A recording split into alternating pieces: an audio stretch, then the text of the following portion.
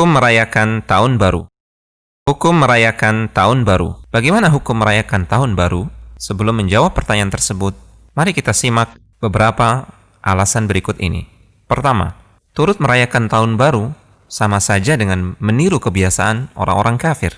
Karena tradisi merayakan Tahun Baru ini muncul dan lahir serta berkembang di kalangan mereka. Nabi SAW melarang kita untuk meniru kebiasaan orang-orang fasik, termasuk orang-orang kafir. Beliau SAW bersabda, yang artinya, siapa yang meniru kebiasaan suatu kaum, maka dia termasuk bagian dari kaum tersebut.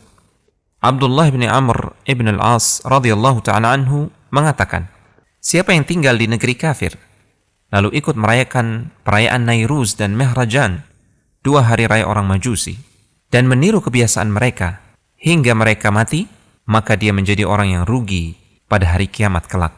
Kedua, mengikuti hari raya mereka termasuk bentuk loyalitas dan menampakkan rasa cinta kepada mereka.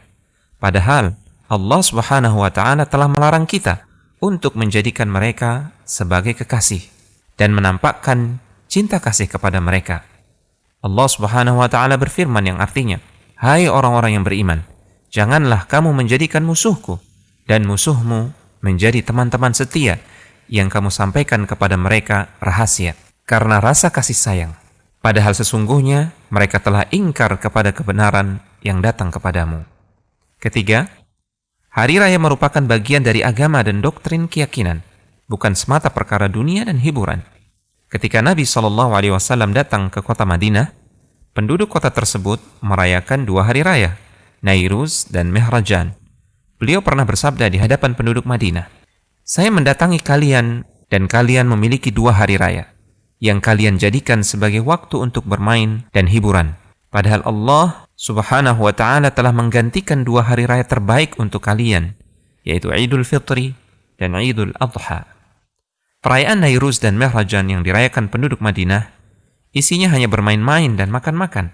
Sama sekali tidak ada unsur ritual sebagaimana yang dilakukan oleh orang-orang Majusi yang menjadi sumber asli 2 perayaan tersebut.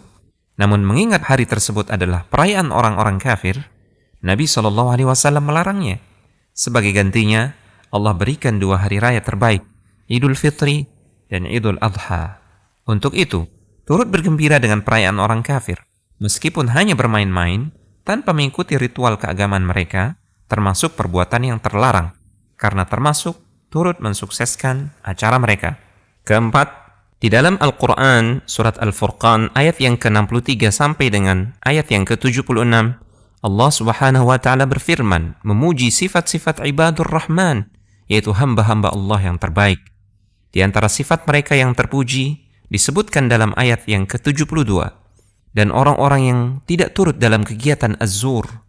Sebagian ulama menafsirkan kata Az-Zur pada ayat di atas dengan hari raya orang kafir. Artinya, jika ada orang yang turut melibatkan dirinya dalam hari raya orang kafir, berarti dia bukanlah hamba Allah yang baik.